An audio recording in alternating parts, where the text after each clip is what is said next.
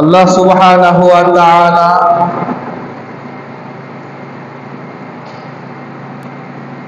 আমাদেরকে পৃথিবীতে পাঠিয়েছেন তার ইবাদত বন্দেগী করার জন্য।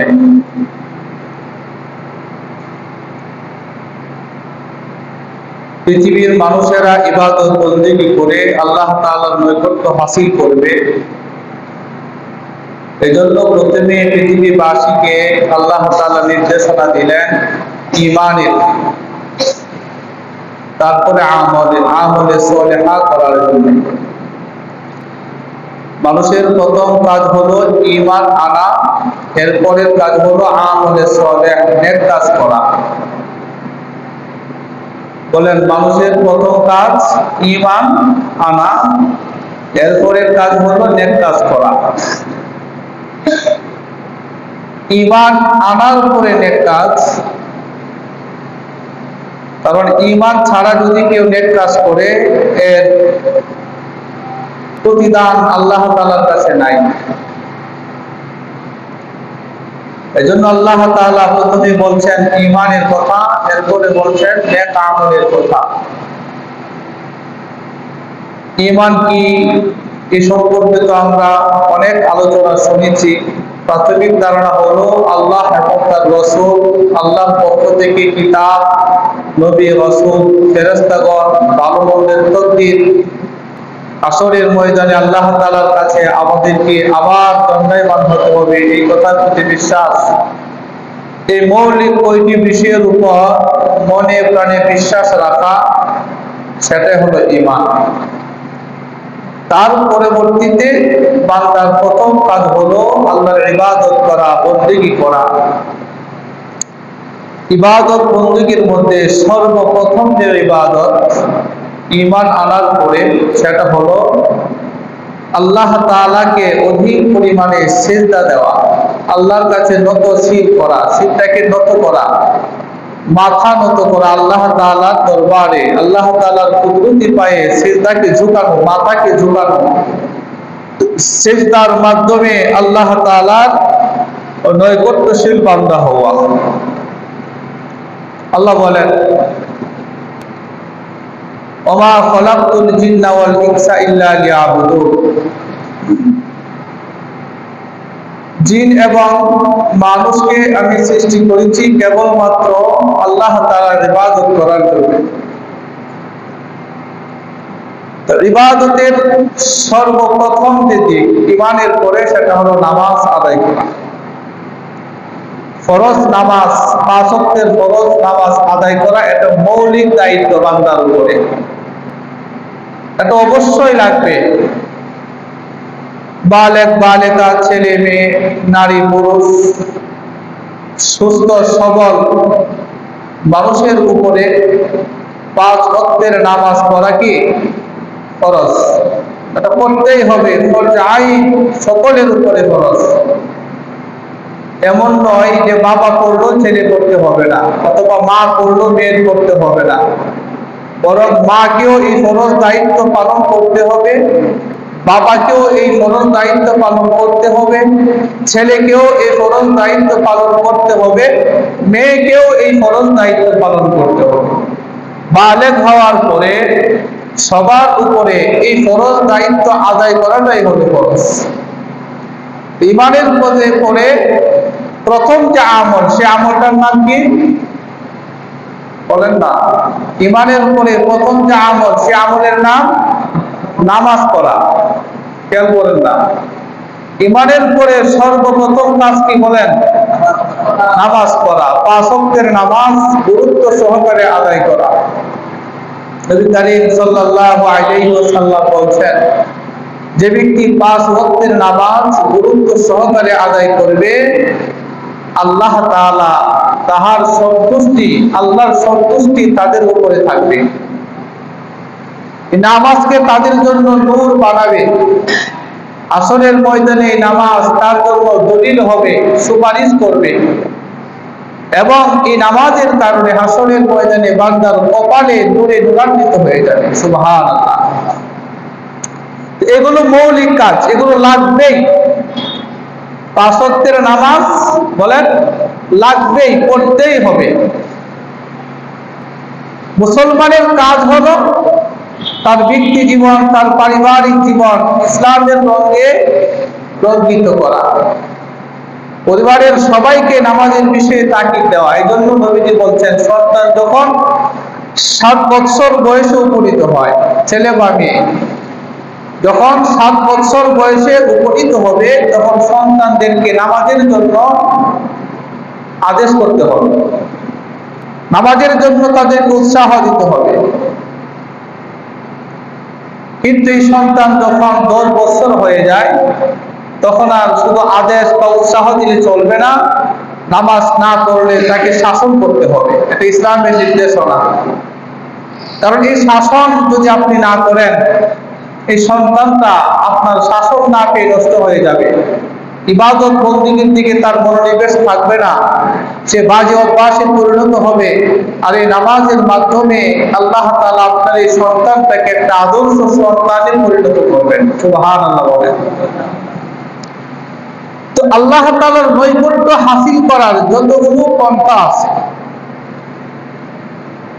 আল্লাহ তাআলার কাছে একটা মানুষ প্রিয় হওয়ার জন্য যতগুলো নিয়ম আছে, পন্থা আছে, এর মধ্যে অন্যতম একটা পন্থা বা নিয়ম হলো 5 ওয়াক্তের নামাজ আদায় করা।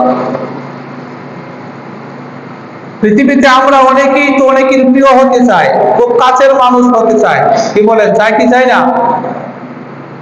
একজন নেতার কাছের মানুষ হইতে গেলে কত লুবিং করা লাগে, কত মানুষের কাছে যেতে হয়, ভাই নেতাকে বলেন না আমাকে একটু টান দিত, আমাকে একটু অমুক ওয়ার্ডের নেতা বানায় দেখ।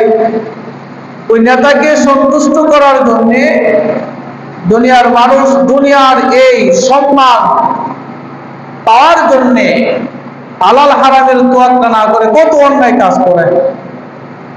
নেতা যেন তার দৃষ্টি আকর্ষণ করে, নেতার নৈকট্য যেন হাসিল করতে পারে, মানুষেরা বিভিন্ন ফন্দি আটে, ছোট নেতাকে ধরে, মাঝারি নেতাকে ধরে, বড় নেতাকে ধইরা প্রধান নেতার খুব কাছে যাওয়ার চিন্তা করে, করে কি করে না?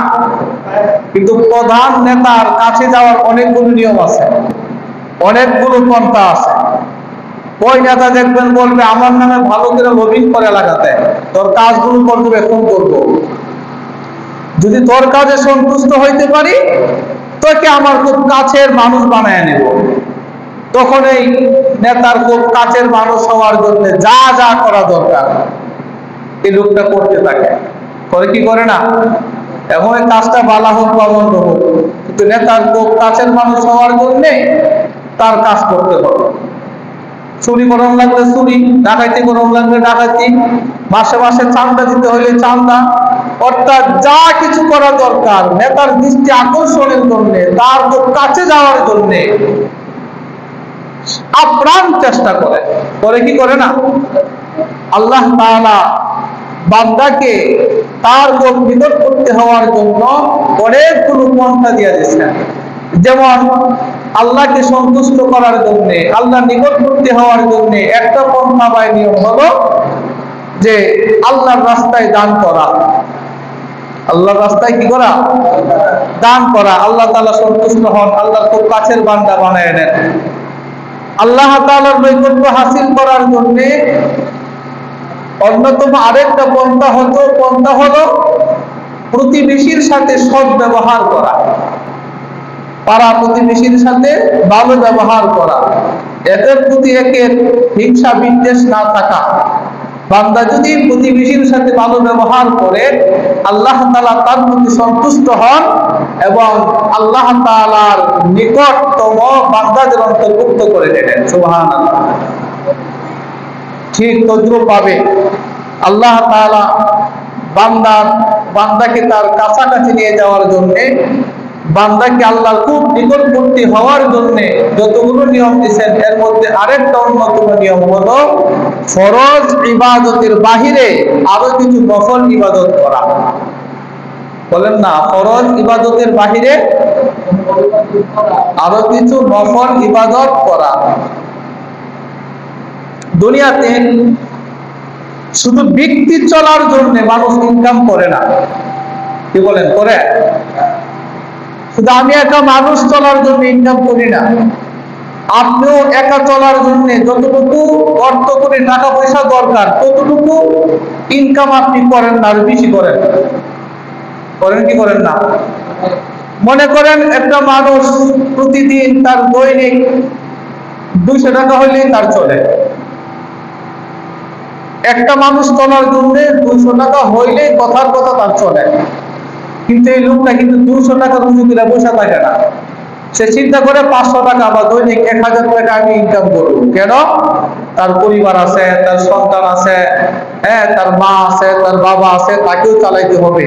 তাকে চালানোর জন্য আমার 100 টাকায় 200 টাকায় চলবে না, পরিশ্রম আরেকটু বাড়ায় দিতে হবে, টাকা আরেকটু বেশি উপার্জন করতে হবে, কারণ তাদেরকেও খাবার দেওয়া লাগবে। এই চিন্তাটা আছে না নাই? বলেন না, আছে না নাই? আচ্ছা, একটা মানুষ দুনিয়াতে থাকতে গেলে তার কয়টা ঘর দরকার, কয়টা বাড়ি দরকার? একটা বাড়ি হইলেই যথেষ্ট। কথা খেয়াল করতেছেন? দুনিয়াতে থাকতে গেলে একটা স্বাভাবিক বাড়ি থাকাটাই কি যথেষ্ট।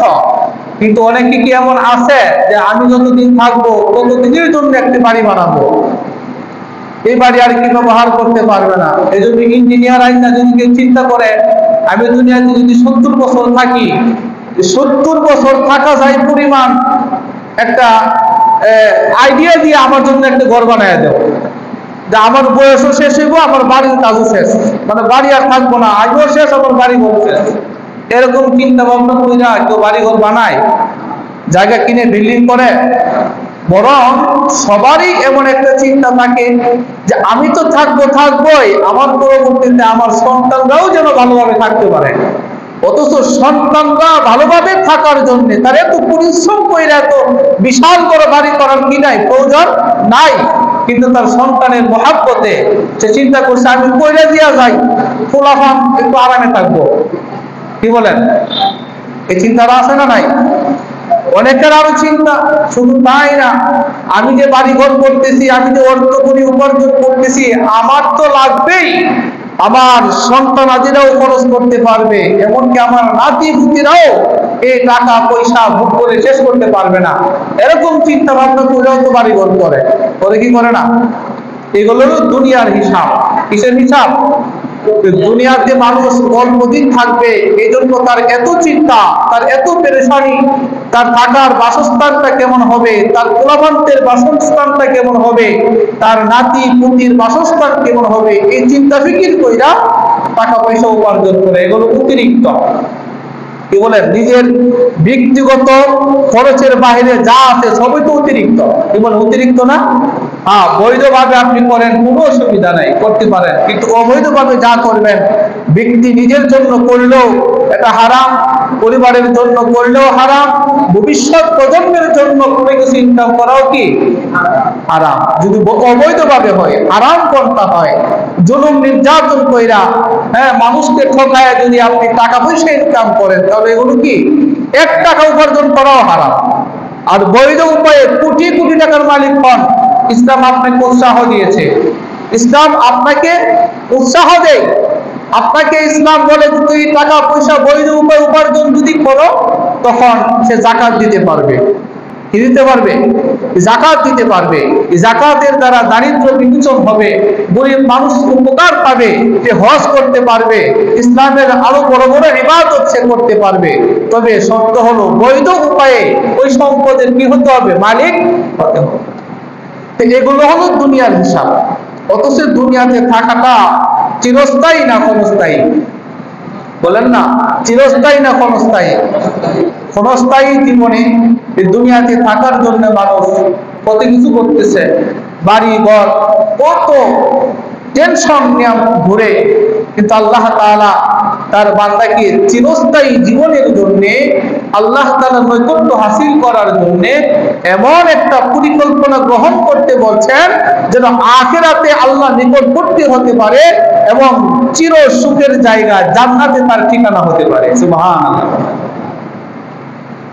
বুখারী শরীফের হাদিস, আল্লাহর নবী সাল্লাল্লাহু আলাইহি ওয়াসাল্লাম হাদিসে কুদসির মাধ্যমে আল্লাহ তাআলা দুনিয়াবাসীকে জানায় দিয়েছেন,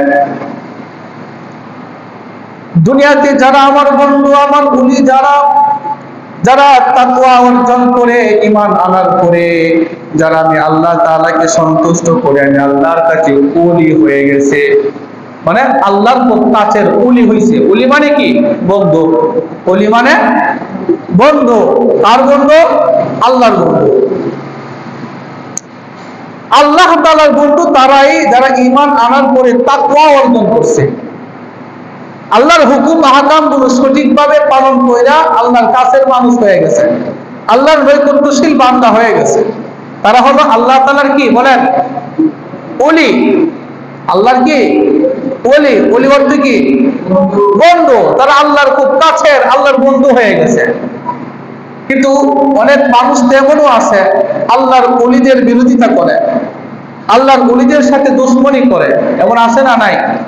আল্লাহ তাআলা বলছেন হাদিসে কুদসির মাধ্যমে, আল্লাহ তাআলা নবীজিকে জানায় দিয়েছেন, আল্লাহ তাআলার কথাটা নবীজির জবান দিয়ে বের হয়েছে। বলেন না সুবহানাল্লাহ। এটাকে বলা হয় হাদিসে কুদসি। কথা হলো আল্লাহ, বর্ণনা করে কে? নবীজি। সুবহানাল্লাহ।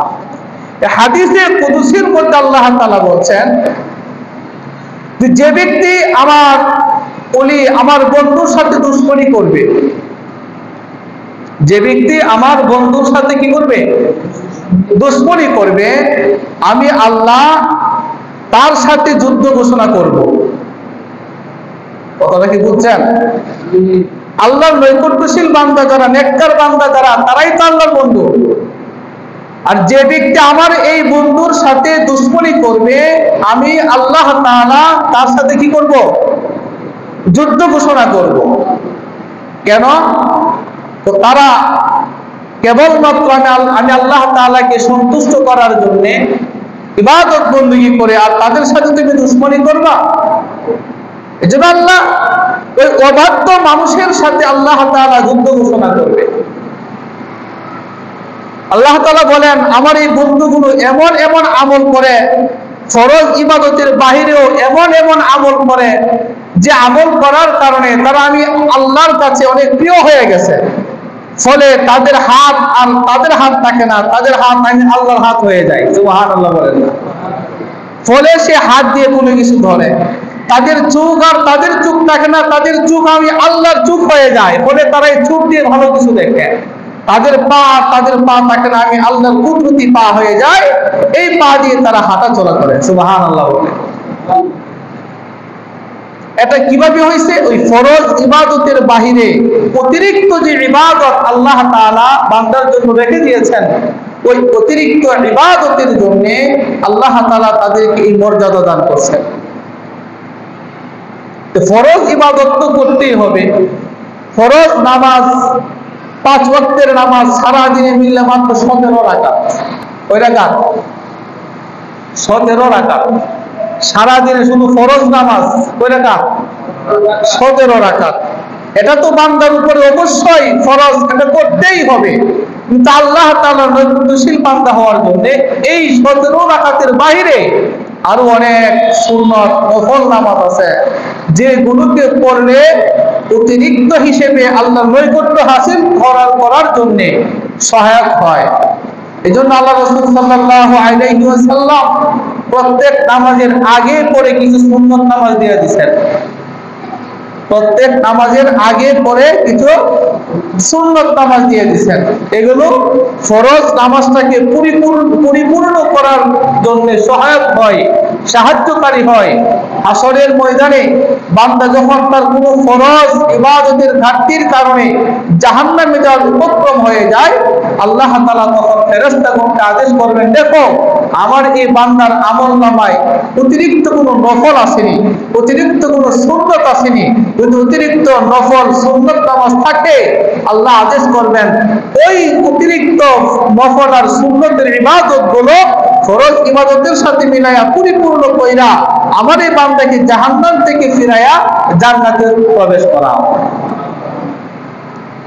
তাহলে অতিরিক্ত যে সুন্নত নামাজ আছে, নফল নামাজ আছে, এই নামাজের তো গুরুত্ব আছে না নাই?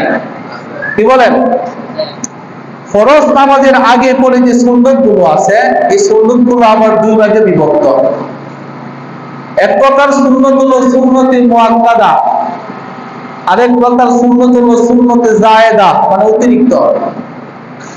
সুন্নতে মুআক্কাদা হলো এমন সুন্নত যে সুন্নতগুলো নবী করিম সাল্লাল্লাহু আলাইহি ওয়াসাল্লাম অত্যন্ত গুরুত্বের সাথে সব সময় আদায় করছেন। কথা বলতেছেন? যে সুন্নতগুলো নবী করিম সাল্লাল্লাহু আলাইহি ওয়াসাল্লাম অত্যন্ত গুরুত্ব সহকারে নিয়মিত আদায় করতেন, কখনো ছাড়তেন না, এটাকে বলা হয় সুন্নতে মুআক্কাদা। আরেক প্রকার সুন্নত হলো সুন্নতে জায়েদা। এটা হলো এমন সুন্নত যে সুন্নতগুলো নবীজি সব সময় পড়েন নাই, কোন সময় পড়তেন, কোন সময় ছাড়তেন। যে সুন্নতগুলো নবী সাল্লাল্লাহু আলাইহি ওয়াসাল্লাম নিয়মিত গুরুত্ব সহকারে পড়তেন, ওই সুন্নত হলো সুন্নতে মুআক্কাদা। ওই সুন্নতগুলো উম্মতের জন্য আদায় করা সুন্নতে মুআক্কাদা। যদি কেউ ওই সুন্নতগুলো আদায় না করে তাহলে গুনাহগার হবে। আর সুন্নতে জায়েদা কোন সময় পড়লো, কোন সময় ছাড়লো, পড়লে সওয়াব, না পড়লে গুনাহ নাই। পড়লে সওয়াব আছে, না পড়লে কি নাই? গুনাহ নাই। নবী করিম সাল্লাল্লাহু আলাইহি ওয়াসাল্লামের স্বাভাবিক আমল হলো এই সুন্নত নফল আদায় করার স্বাভাবিক সিস্টেম ছিল এরকম। আম্মা জান আয়েশা সিদ্দিকা রাদিয়াল্লাহু তাআলা আনহা বলেন যে নবী সাল্লাল্লাহু আলাইহি ওয়াসাল্লাম প্রথমে আমার ঘরে থাইকা সুন্নত করতেন, এরপরে মসজিদে গিয়ে নামাজ পড়তেন, মসজিদ থেকে আবার ঘরে আইসা আবার সুন্নত করতেন। কথাটা খেয়াল করতেছেন কিনা? যে নামাজগুলো ফরজ নামাজের আগে পরে যে সুন্নতগুলো সুন্নতে মুআক্কাদা, এমন সুন্নত হলো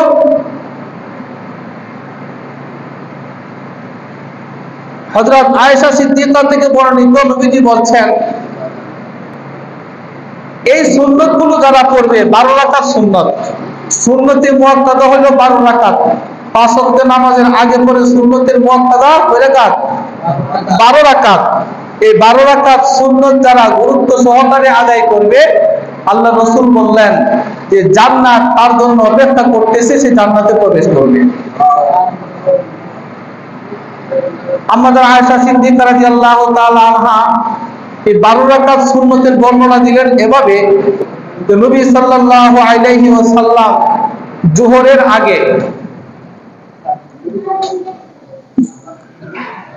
যোহরের আগে আমার ঘরে 4 রাকাত সুন্নত পড়ছেন।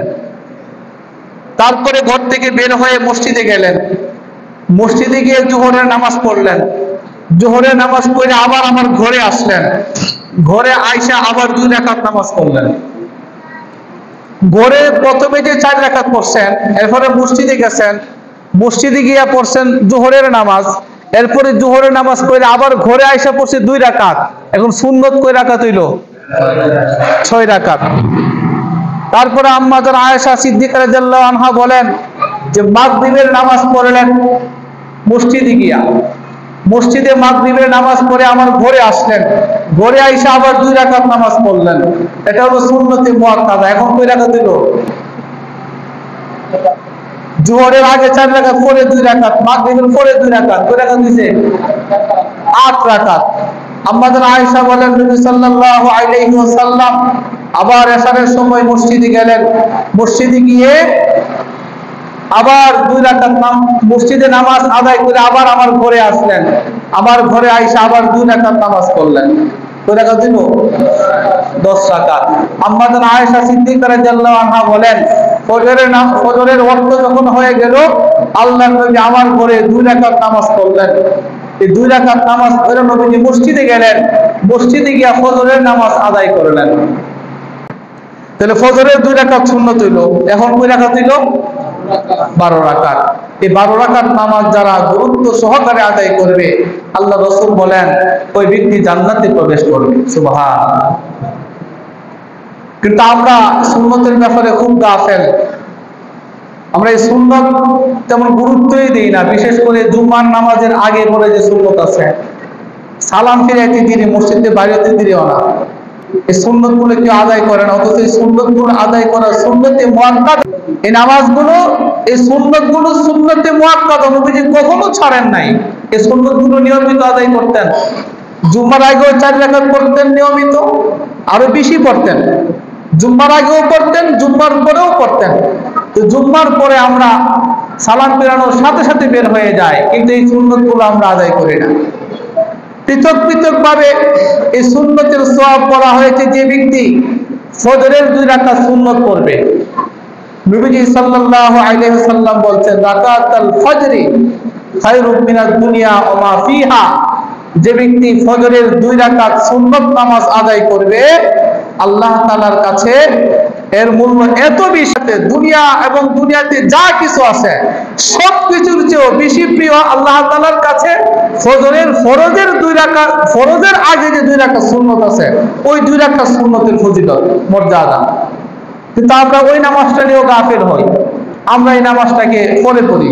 বলা হয়েছে নামাজের আগে পড়তে, আমরা পড়ি কখন? ঠিক ঠিক হয়েছে? বলা হয়েছে ফরজের আগে পড়তে হবে। নবীজি কখনো এই নামাজটা ফরজের পরে পড়েন নাই, পড়ছেন কোন সময়? ফরজের আগে। কিন্তু আমরা এই নামাজটাকে হেলায় খেলায় এই নামাজটাকে আমরা অনেকে পড়ি না। অনেকে আইসা নিজ ইচ্ছা করে এই আমলটা করে, ফরজের আগে পড়ে না, নামাজ সালাম ফিরে লাইছে, পরে বারান্দায় যায় নামাজ পড়তেছে। অথচ আল্লাহ রাসূল বলছেন বুখারী শরীফের হাদিস, আসরের সুন্নত আর ফরজ ছাড়া আর কোনো নামাজ নাই। আর কোনো কি নাই? নামাজ নাই। ফজরের নামাজ হয়ে গেছে, জামাত হয়ে গেছে, পরে আর কোনো সুন্নত নামাজ নাই। কোনো ব্যক্তি যদি ফজরের নামাজের আগে সুন্নত পড়তে না পারে, তাহলে নির্দেশনা হলো সূর্য ওঠার পরে পড়বে। কিন্তু সালাম ফিরে এই যে পড়লাম, এর অনুমতি নাই। কোন ব্যক্তি যদি আসরের নামাজের আগে 4 রাকাত সুন্নত আছে, সুন্নতে গায়রে মুআক্কাদা, ওইটা পড়লে সওয়াব, না পড়লে কি নাই? গুনাহ নাই।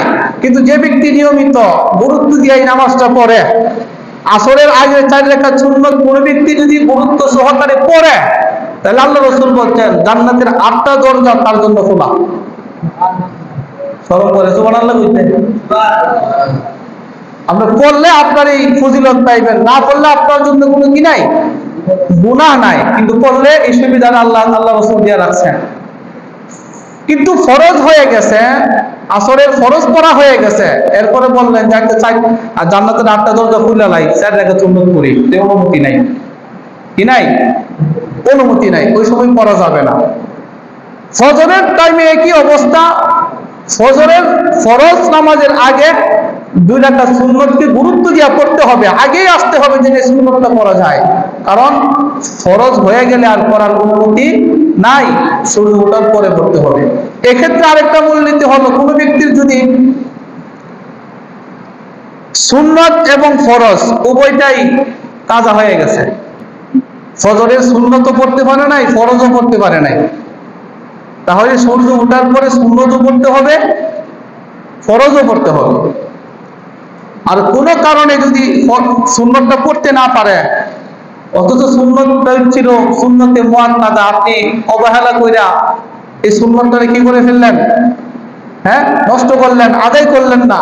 সুন্নত নামাজের কোনো কাজও হয় না। এরপরেও এই সুন্নতটা পড়ার অনুমতি দেওয়া হয়েছে এই কারণে যে আপনি মনটারে বুঝাইলেন যে আমি সুন্নতটা পড়ছি। কিন্তু মূল ফজিলত হলো ফরজ নামাজের আগেই সুন্নতটা পড়া। নবীজি কখনো ফরজ নামাজের পরে সুন্নতটা পড়েন নাই, অধিকাংশ সাহাবীও পড়েন নাই। মাত্র একজন সাহাবী একদিন শুধুমাত্র ফরজ নামাজের পরে এই সুন্নতটা পড়ছিল। নবীজি জিজ্ঞাসা করছেন কোন নামাজ পড়ো? তো হুজুর আমি আগে 2 রাকাত পড়তে পারছি না। ও আচ্ছা, এটুকুই অনুমতি। শুধু এই হাদিসের মাধ্যমে নিয়মিত ভাবে ফরজের পরে 2 রাকাত সুন্নত পড়ার আমল প্রমাণিত হয় না। সাহাবায়ে কেরামের মধ্যে এমন অনেক সাহাবী ছিল এরকম, যারা কোনো কারণে ফরজের আগে এই সুন্নত পড়তে পারেন না, আয়েশা থেকে ওয়াক্ত যাইতেছে একটু ফরজটা পড়া লাগবে আগে, অথবা জামাত শুরু হয়ে গেছে, জামাতে শামিল হয়ে গেছে, পরে আর এই সুন্নত এভাবে পড়ে নাই, সূর্য ওঠার পরে পড়ছে। তো এটাই হলো নিয়ম যে ফজরের ফরজ নামাজের আগে যে 2 রাকাত সুন্নাত, এই সুন্নতের ফজিলত কি? যে দুনিয়া এবং এই দুনিয়াতে যা কিছু আছে সবকিছুর চেয়ে উত্তম আমল হইল ফজরের আগে 2 রাকাত সুন্নত নামাজ আদায় করা। তারপরে জোহরের নামাজ, জোহরের নামাজের যে 6 রাকাত সুন্নতে মুআক্কাদা আছে, কয় রাকাত? ফরজ নামাজের আগে 4 রাকাত, ফরজ নামাজের পরে 2 রাকাত। কয় রাকাত দিল? 6 রাকাত। এই 6 রাকাত সুন্নতে মুআক্কাদা যে ব্যক্তি আদায় করবে, আল্লাহ রাসূল বলছেন ওই সময় বান্দার জন্য আল্লাহ তাআলা রহমত বর্ষণ করেন। আমি চাই আল্লাহ তাআলা যখন রহমত বর্ষণ করেন ওই সময় এমত অবস্থায় যে আমি আল্লাহর ইবাদতে শামিল আছি, ওই সময় যদি কোনো ব্যক্তি জোহরের আগে 4 রাকাত সুন্নত, পরে 4 রাকাত সুন্নত গুরুত্ব সহকারে আদায় করে, আল্লাহর রহমত এবং বরকত তার উপরে নাযিল হবে। সুবহানাল্লাহ। তো এই সুন্নতগুলোর গুরুত্ব আছে এবং এই সুন্নতগুলোকে হাসরের মাঠে আপনার জন্য বিশাল আকারের একটা মাল হিসেবে আল্লাহ তাআলা রেখে দিবেন। ফরজের ঘাটতি হইলে আল্লাহ সুন্নতের সওয়াব দিয়া আপনার ফরজের ঘাটতি পূরণ কইরা জান্নাতে যাওয়ার ব্যবস্থা করে দিবেন। সুবহানাল্লাহ বলেন না? এই সুন্নতের ব্যাপারে অবহেলা করা যাবে? কি বলেন, অবহেলা করা যাবে? একটা সুন্নতের দাম কত? একটা সুন্নতের দাম হলো, এমন নবীজি বলছেন, যে ব্যক্তি আমার কোন একটা সুন্নতকে আদায় করবে, যে ব্যক্তি আমার কোন একটা সুন্নতকে গুরুত্ব সহকারে আদায় করবে, সে আমি রাসূলের সাথে জান্নাতে যাবে। সুবহানাল্লাহ। আল্লাহর নবীর একজন সাহাবী, আসহাবে সুফফার একজন সদস্য, গরীব সাহাবী, নাম হলো হযরত রবি রাদিয়াল্লাহু তাআলা আনহু। আসহাবে সুফফা এলাকার যে সমস্ত গরীব সাহাবীরা ছিল, মসজিদে নববীতে একটা জায়গা ছিল, এখানে গরীব সাহাবীরা থাকতো, এখানে খাবার দাবার খাইতো। নবীজি সাল্লাল্লাহু আলাইহি সাল্লামের পাশে সব সময় থাকতো। নবী যখন ঘুমায়া যাইতেন, সাহাবীরাও যখন ঘুমায়া যাইতেন, এই গরীব সাহাবী নবীজির দরজার পাশে গিয়া বসে থাকতো। একদিন নবী সাল্লাল্লাহু আলাইহি ওয়াসাল্লাম তাহাজ্জুদের সময় ঘুম থেকে উঠলেন, দরজাটা খুললেন, দরজা খুলে দেখে যে এই গরীব সাহাবী দরজার পাশেই হেলান দিয়ে বসে আছে। তাকে ডাক দিলেন নবীজি, কি ব্যাপার নবী, তুমি এখানে শুয়ে আছো কেন, বসে আছো কেন, কারণ কি? ইয়া রাসূলুল্লাহ, সবাই তো ঘুমায় আছে, আমি লক্ষ্য করেছি আপনি যখন শুয়ে পড়েন, শুয়ে যখন পড়েন সুবহানাল্লাহ, আলহামদুলিল্লাহ, আল্লাহু আকবার, এই আওয়াজগুলো আপনি যখন পড়েন, আমি আপনার দরজার পাশে থেকে শুনি, আমি বুঝতে পারি যতক্ষণ পর্যন্ত আওয়াজটা থাকে আপনি সজাগ, আর যতক্ষণ পর্যন্ত আওয়াজ থাকে না আপনি ঘুমায় গেছেন। তুমি এমন কেন করো, সবাই ঘুমায় তুমি ঘুমাও না, কারণটা কি? রবি গরীব সাহাবী বললেন, ইয়া রাসূলুল্লাহ, আমার মন চায় আপনার খেদমত করতে, আপনি শুয়ে আছেন, কখন না জানি আপনার পানি লাগে, কখন না জানি আপনার বাইরে যেতে হয়, আপনার সঙ্গী দরকার, আপনার খেদমতের আশায় আর আপনার জবান থেকে যে তাসবিহ বের হচ্ছে, সুবহানাল্লাহ, আলহামদুলিল্লাহ, আল্লাহু আকবারের তাসবিহ বের হয়, এগুলো শুনতে আর আপনার খেদমত করার জন্য, অপেক্ষা করার জন্য আমি দরজার পাশে এভাবে অপেক্ষা করতে থাকি। ওইটা তুমি কখন, কোন দিন থেকে শুরু করছো? গরীব সাহাবী বলেন, ইয়া রাসূলুল্লাহ, যখন থেকে আমি এই আসহাবে সুফফার অন্তর্ভুক্ত হয়েছি তখন থেকে আমি এই আমলটা করে যাচ্ছি। সুবহানাল্লাহ বলবেন না? নবী সাল্লাল্লাহু আলাইহি ওয়াসাল্লামের সাহচর্য, নবীজির খেদমত করার জন্য, নবীজির হুকুম তামিল করার জন্য, নবীজির জবান থেকে তাসবিহ তাহলিল পাঠ শোনার জন্য অপেক্ষায় আছেন। সবাই ঘুমায় আছে, নবীজি শুয়ে আছে, এই সাহাবী দরজার পাশে বাহিরে বসা। নবীজি যখন জানতে পারলেন তার আসল অবস্থা, তখন নবী সাল্লাল্লাহু আলাইহি ওয়াসাল্লাম একদিন, 2 দিন, 3 দিন, এভাবে কিছুদিন পরে তার আমলটা দেখা নবীজি খুশি হয়ে গেলেন। সাহাবীকে জিজ্ঞাসা করলেন, ও রবিয়া, তুমি আমার জন্য অপেক্ষা করো, আমার খেদমত করার জন্য, তুমি বলো তো আমার কাছে কি চাও? তোমার কিছু মন চাই না, আমার কাছে কিছু একটা চাও, আমি তোমাকে দেব। সাহাবী বললেন, ইয়া রাসূলুল্লাহ, আমাকে সুযোগ দেন, আমি একটু চিন্তা ভাবনা করি, চিন্তা ভাবনা কইরা আপনাকে জানাবো আমি কি চাই। কয়েকদিন চলে গেল, নবী করিম সাল্লাল্লাহু আলাইহি ওয়াসাল্লাম এই গরীব সাহাবী রবিয়াকে আবার ডাকলেন, ডেকে বললেন, রবিয়া, বলো না তুমি কি চাও, আমার কাছে বলো, আমি তোমার জন্য ওই যা চাইবা তার ব্যবস্থা করব। রবিয়া নবীজির গরীব সাহাবী বললেন, ইয়া রাসূলুল্লাহ, আমি আপনার কাছে কিচ্ছু চাই না, আমার একটা মাত্র দাবি, এই দাবিটা হলো এই, হাসরের ময়দানে যেন আমি আপনার সাথে হাসর করতে পারি এবং আপনার সাথে জান্নাতে যাইতে পারি। চাওয়াটা দেখছেন নি? ইয়া রাসূলুল্লাহ, আমার চাওয়া একটাই, আমি যেন আপনার সাথে কোথায় যাইতে পারি? জান্নাতে যাইতে পারি।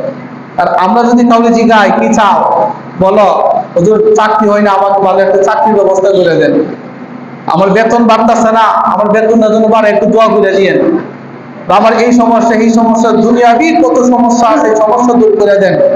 দুনিয়াবি লাভের জন্য হুজুরের কাছে আইসে দোয়া চাবে, কত কিছু করবে, আখিরাতের জন্য কোনো কিছু হুজুরের কাছে চায় না। আখিরাতের জন্য চায় না, দুনিয়ার উন্নতির জন্য দোয়া চায়। দুনিয়ার উন্নতির জন্য চা পাওয়া আছে, কিন্তু আখিরাতের উন্নতির জন্য কোনো চা পাওয়া নাই। আমাদের সমাজের অবস্থা হলো এরকম। গরিব সাহাবী যখন বললেন ইয়া রাসূলুল্লাহ, দুনিয়ার কোনো কিছু আমি চাই না, আমি চাই আপনার সাথে জান্নাতে থাকতে। সুবহানাল্লাহ বলেন। নবী সাল্লাল্লাহু আলাইহি ওয়াসাল্লাম বললেন, অবশ্যই তুমি আমার সাথে জান্নাতে যাবে। তুমি কিছু আমল তোমাকে দিলাম, এই আমলটা তুমি নিয়মিত করতে থাকো, আমি রাসূলের সাথে তুমি জান্নাতে প্রবেশ করবে। নবীজি বললেন, তুমি অধিক পরিমাণে আল্লাহ তাআলাকে সিজদা দিবে। অধিক পরিমাণে আল্লাহ তাআলাকে কি দিবে? এখন ফরজ নামাজ মনে করেন 2 রাকাত, সারা দিনে ফরজ নামাজ আছে 5 ওয়াক্ত। সারা দিনে ফরজ নামাজ কয় ওয়াক্ত আছে? 5 ওয়াক্ত। আর 5 ওয়াক্তের ফরজ নামাজ একসাথে মিলাইলে হয় 17 রাকাত। 17 রাকাত। এখন এই 17 রাকাতে যে কয়টা সিজদা আছে, এই সিজদাগুলো হিসাব করলে তো বেশি হবে না, কি বলেন? 2 রাকাত নামাজের মধ্যে সিজদা আছে কয়টা বন্ধ? 2 রাকাত নামাজের মধ্যে কয়টা সিজদা আছে? 4টা সিজদা আছে। এভাবে 12 রাকাত নামাজে কয়টা সিজদা যদি হিসাব করেন তো বেশি হবে না। আল্লাহ রাসূল সাল্লাল্লাহু আলাইহি সাল্লাম এই গরীব সাহাবীকে বুঝাইলেন, এই ফরজ নামাজের বাহিরে অধিক পরিমাণে আল্লাহকে সিজদা করো, মানে অধিক পরিমাণে নফল ইবাদত, নফল নামাজ পড়ো। ফরজ নামাজের আগে পড়ে যে সুন্নাত আছে ওইগুলো আদায় করো, ফরজ নামাজের আগে পড়ে যে নফল আছে ওইগুলো আদায় করো, এর বাহিরেও অধিক পরিমাণ নফল আদায় করো, আবিন পড়ো, ইশরাক পড়ো। এভাবে বেশি পরিমাণে নফল নামাজ আদায় করলে আল্লাহকে অধিক পরিমাণ সিজদা দেওয়া যায়। আর যে আল্লাহকে অধিক পরিমাণে সিজদা দিবে সে আল্লাহ তাআলার অধিক নিকটবর্তী হয়ে যাবে। আর যে আল্লাহ তাআলার অধিক নিকটবর্তী হয়ে যায়, ওই ব্যক্তিকে আল্লাহ তাআলা আমার সাথে জান্নাতে বসবাস করাইবে। এখন আমরা অতিরিক্ত সুন্নতে মুআক্কাদা নামাজটাই পড়তে চাই না, ফরজ নামাজই পড়তে চাই না। অথচ এই ফরজ নামাজ ছাড়া কোনো মুক্তি আছে? মুক্তি নাই। এখন তওবা করতে হবে আমাদের, যে ফরজ নামাজ তো ছাড়বই না, বাকি যে সুন্নতে মুআক্কাদা আছে ওই মুআক্কাদাগুলো খুব গুরুত্ব সহকারে আদায় করব। জুম্মার নামাজের আগে পরে সুন্নতগুলো আদায় না করে কেউ বাড়িতে যাব না। কি বলেন, এই ওয়াদা করতে পারি কিনা? ওয়াদা নাই। তার মানে জুম্মার পরে সালাম ফিরে জুম মারবেন না সুন্নতটা পড়ে যাবেন? কথা বলেন, সুন্নত পড়বেন না? যদি সুন্নত না পড়েন, আপনি নবীজির এই সুন্নতটা, যে সুন্নতটা নবীজি নিয়মিত আদায় করছেন, এই সুন্নতটাকে আপনি অবহেলা করতেছেন। যদি অবহেলা করেন, সুন্নতটা আপনি না করেন, তাহলে নবীজির মহাব্বতটা আপনার ভিতরে আছে, এটা বোঝা যায়। এমন কি দুশ্মনী আছে আপনার নবীর সুন্নতের সাথে? আপনার এত দুশ্মনী কেন? এই নামাজটা আপনি করতে চান না কেন? এত তারা কিসের আপনার? এমন তো হইতে পারে এই নামাজটা না করে বাইরে গেছেন, গাড়ি চলে বলে মরে গেছেন, হইতে পারে না এরকম? এই নামাজটা পড়ে গেলে তো সওয়াবের দিকটা একটু বাড়লো, কি বলেন? এই গুরুত্বগুলো অবশ্যই দেওয়া লাগবে। ফরজ নামাজের গুরুত্বের পরে সুন্নতে মুআক্কাদা আছে, ওয়াজিব নামাজ, বেতরের নামাজ আছে, এই ইবাদতগুলো অবশ্যই করা লাগবে। আমল করতে রাজি আছি তো ইনশাআল্লাহ?